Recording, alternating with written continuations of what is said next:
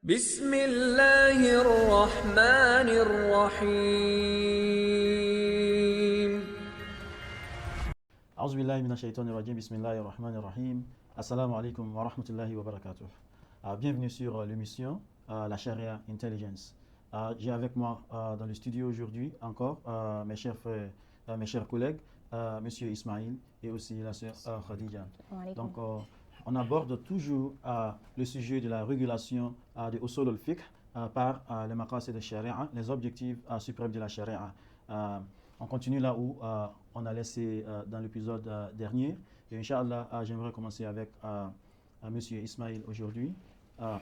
Ma première question aujourd'hui, la fois dernière on parlait des conséquences et de l'importance des conséquences. Et aujourd'hui, la question c'est que quels sont les facteurs déterminants qui assistent aux juristes dans la prise de décisions juridiques qui sont même propres à leur intention.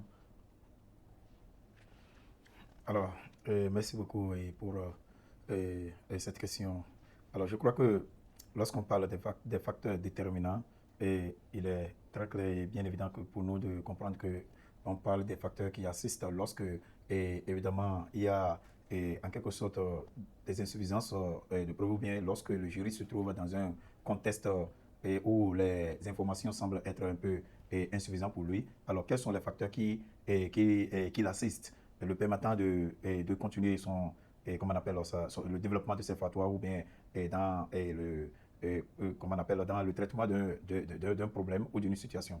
Alors ici, bien évidemment, lorsque je vais parler des facteurs, je m'en vais premièrement à énumérer que au niveau, la chose la mieux importante ou la plus importante, premièrement, c'est la connaissance de maqasid. La connaissance de maqasid est vraiment indispensable en ce moment-là parce que lorsque il maîtrise le maqasid, ça l'aide dans, comment on appelle, dans l'ascension des implications que contiennent certains, comment on appelle, hadiths dans certains contextes. Un contexte. Dans certains contextes. Est-ce que vous voyez? Donc, lorsque il a la connaissance, il a la connaissance et le maqasid est bien connu, en fait, même s'il y a des implications qui arrivent au niveau de certains tests et dans certains contextes, il lui est très facile de pouvoir continuer et de rester toujours dans le sujet. Alors, le deuxième facteur que je pouvais énumérer est que ça lui aide dans certains contextes. Est-ce que vous voyez? Donc, lorsque il a la connaissance, le maqasid est bien connu, en fait, même s'il y a des implications qui arrivent au niveau de certains tests et dans certains contextes, il lui est très facile de pouvoir continuer et de rester toujours dans le sujet. Alors, le deuxième facteur que je pouvais énumérer est que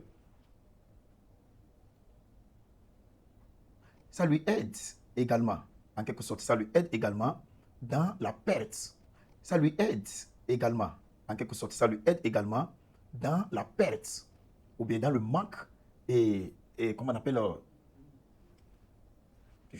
dans le manque d'informations et dans un contexte spécifique.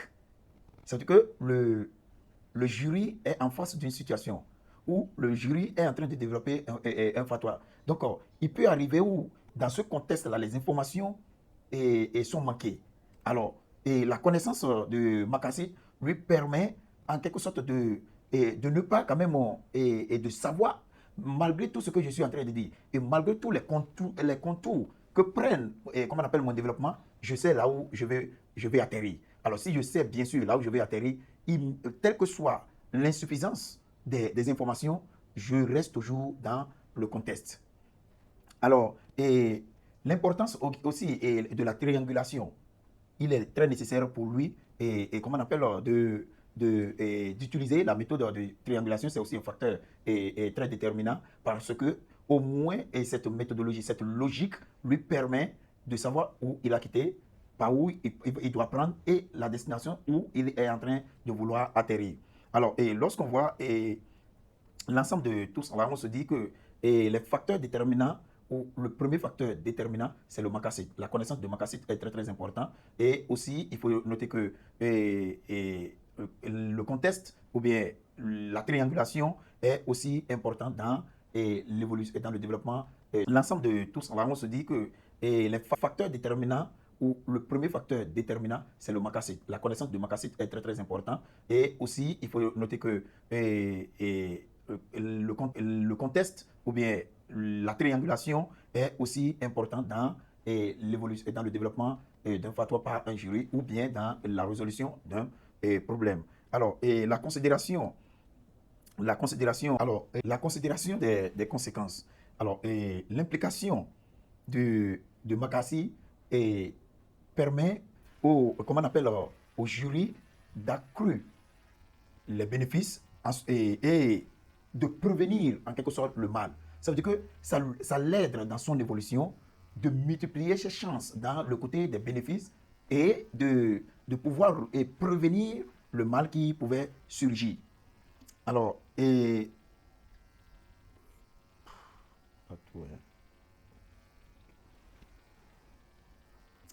le makassid aide également au jury d'avoir un œil sur ce que expert la charia. C'est-à-dire qu'en allant, il sait ce que la charia veut. Donc, en allant, il a déjà un œil sur ce que la charia veut parce qu'il connaît déjà les lois, il sait ce qui a été dit dans les textes. Donc, et le makassid lui permet d'avoir un œil sur la charia lorsqu'il est en train d'évoluer dans la construction de ces fatwas.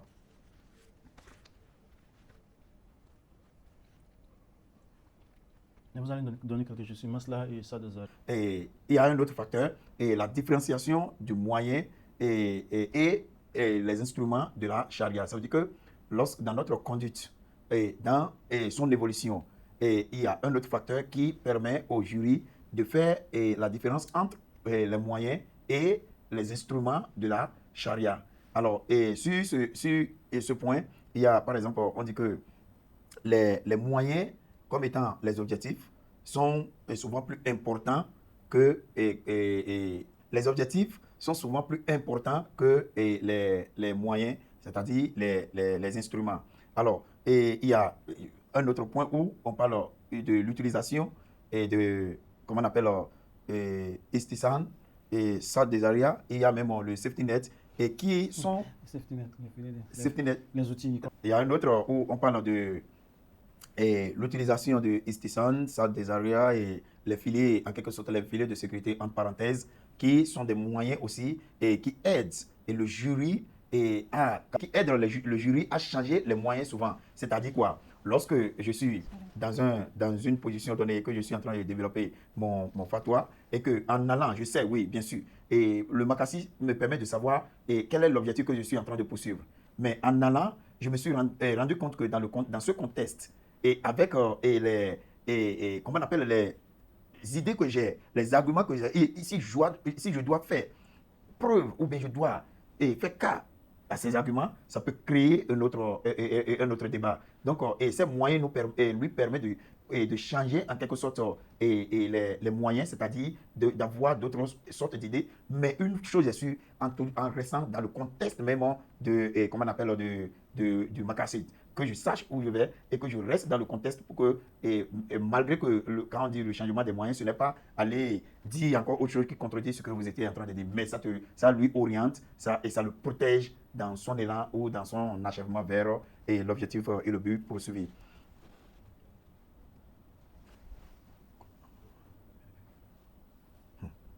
Le truc là, je n'ai pas fini. Le truc là est tout. Considération of reading.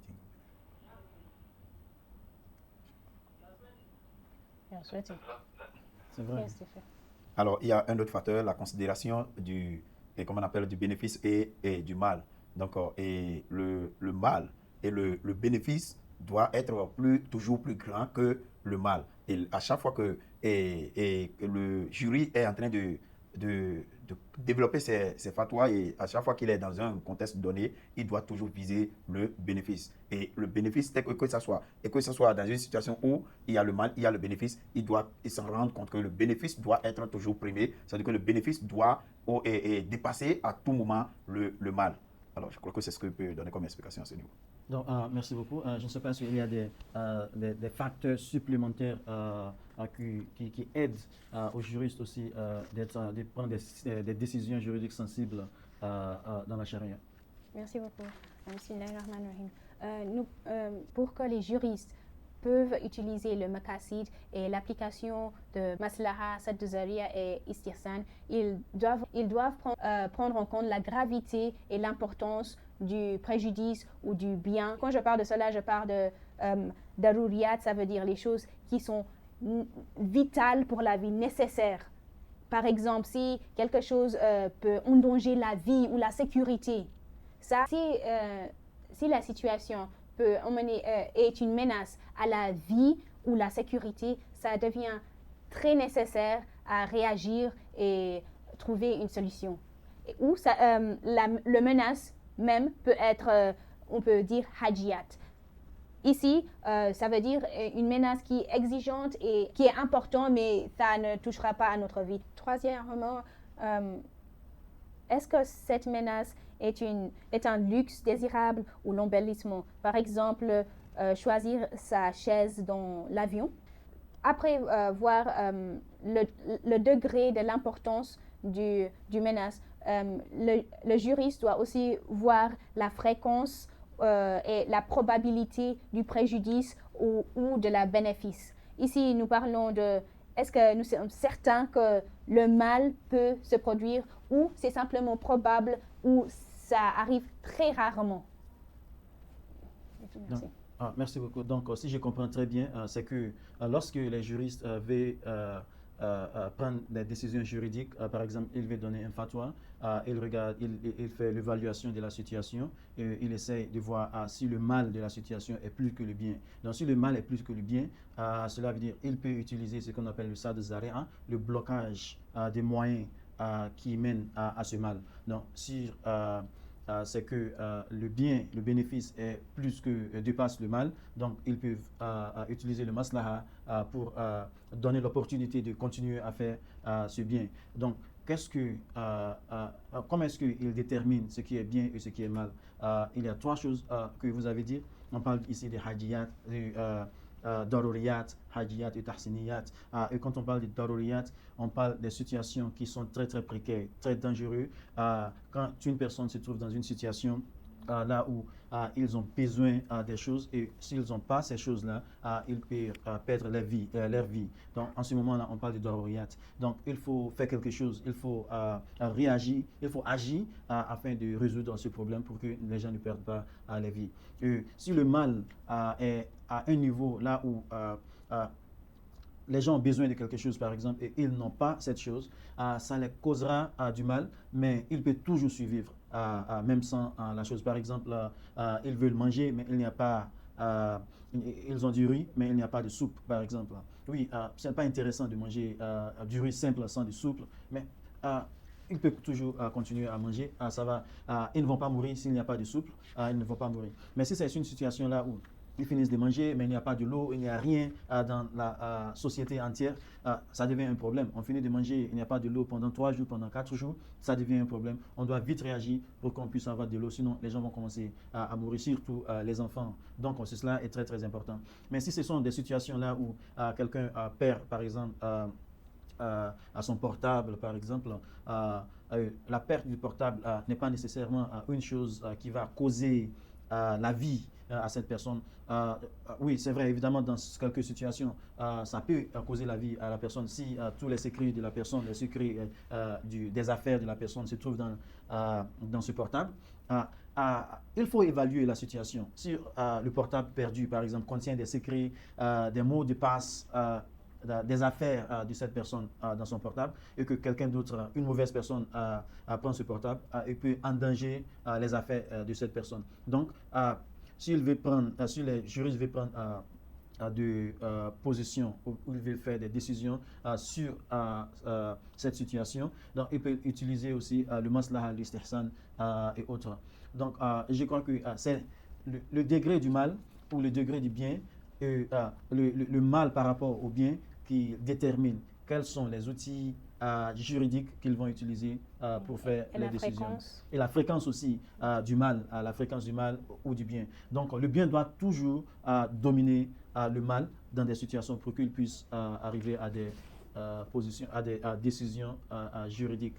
Monsieur Ismaël, comment est-ce que les juristes déterminent ce qu'il va créer le plus de bien et ce qu'il va créer le moins de mal quand ils prennent des décisions juridiques?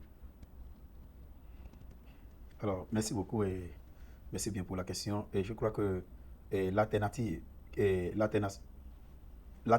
est entre le bien, le plus grand bien et le mal, et comment on appelle le moins mal, c'est-à-dire ce qui cause moins de mal. Alors, et dans ce choix par un jury de voir lequel est bon à choisir entre le bien et le plus grand bien, le mal et le plus mal et le moins mal.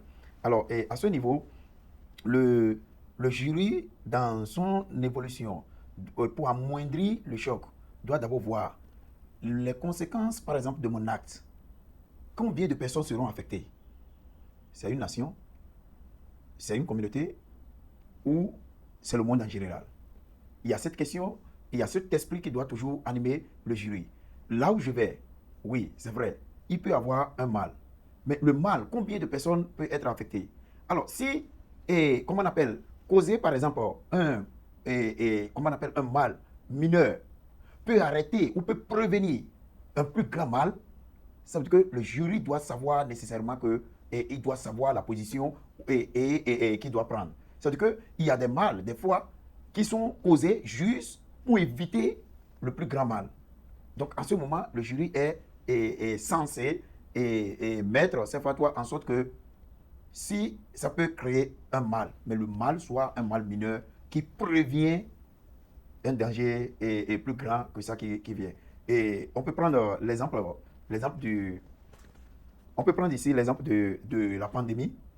On peut prendre l'exemple de la pandémie et lorsqu'il y a un problème et il y a un mal, regardez ce qui s'est passé avec l'histoire du Covid-19 parce que c'est notre récent pandémie qu'on a vécu, on est témoin des faits. Alors, est arrivé où, lorsqu'ils avaient créé le vaccin, on disait que le vaccin, quand on injecte, les gens meurent. Le premier texte qu'ils ont fait sortir, c'est qu'on injecte et il y a d'autres qui meurent. Mais en allant, c'était la seule manière pour eux de pouvoir découvrir le vrai vaccin et de pouvoir prévenir le danger qui recouvre le monde. Alors, et il y a, par exemple, l'histoire aussi, on peut prendre l'exemple comment on appelle, la choléra et l'Ebola, qui sont des faits qui sont déjà passés. Dans la bataille de freiner ces pandémies, dans la bataille de freiner ce mal, oui, c'est un mal. Dans la bataille de freiner, il fallait créer, et même quand bien même on sait que cela peut emporter la vie de certains, mais il doit avoir une sorte de statistique là. Est-ce que si ça prend ça là, ça veut dire qu'on prévient le pire qui va venir. Donc le jury doit nécessairement, lorsqu'il s'agit pour lui de choisir, il doit toujours voir le plus grand bien. Il doit toujours viser le plus grand bien et le moins, et ce qui cause le moins de mal. Alors, au niveau comment on appelle, de mon second point, je m'en vais à aussi montrer que il doit voir qui cela affecte. Alors, c'est un faible, c'est un fort, c'est un riche, c'est, comment on appelle, une communauté rurale. Le jury doit avoir tout cela dans son rétroviseur lorsqu'il est en train d'aller. Oui, si c'est par exemple, on sait que cela va s'arrêter seulement sur une seule personne, alors, et que c'est vrai que ça peut créer un danger, ça peut créer un problème actuellement, mais ça va nous procurer beaucoup plus de bien. Alors, le jury doit tenir compte de tous ces facteurs lorsqu'il est condamné à choisir. Alors, un autre point qui me semble être plus intéressant lorsqu'on va dans la question des nucléaires. Alors, la fabrication, par exemple, des bombes atomiques. Voyons, oui, quel est par exemple le bien qui est caché derrière ces bombes atomiques? C'est un bien, c'est le bien du monde, ou bien c'est le bien d'une seule communauté. Alors, si seulement c'est pour l'Amérique, je ne vais pas mentionner un pays, si seulement c'est pour seulement se montrer fort en tant que puissance du monde, alors que cela est un danger pour le monde entier. Alors, lorsque le jury est à ce niveau où il doit faire la demande, qu'est-ce qu'il doit faire? Je crois que la réponse est très claire. Il faut prévenir le danger, le plus grand danger. Le bénéfice est pour un seul pays. Mais le danger est pour tout le monde. C'est un danger global. Voilà des questions auxquelles notre Makassi est en train, et là où notre Makassi semble être plus intéressant dans la prise de décision de nos jurys. Alors, si je peux continuer avec, on a assez d'exemples. Il y a par exemple les radioactives, les biodégradabilités. Et qu'est-ce qui provoque ça? Aujourd'hui, M. Tassim, on peut voir, on peut jeter un œil pour voir ce qui se passe dans le monde. La multiplication, c'est vrai. Nous sommes en train de créer tous ces moyens-là juste pour faciliter les choses dans le monde. Mais en les créant, nous devons aussi mesurer, comme elle a dit dans son passage, nous devons les mesurer. Alors, quel est le bien qui est caché là et quel est le mal? Si le mal dépasse le bien, alors ce mal-là, est-ce que ce mal-là est un mal mineur ou bien un mal qui plus tard va causer encore plus de dommages?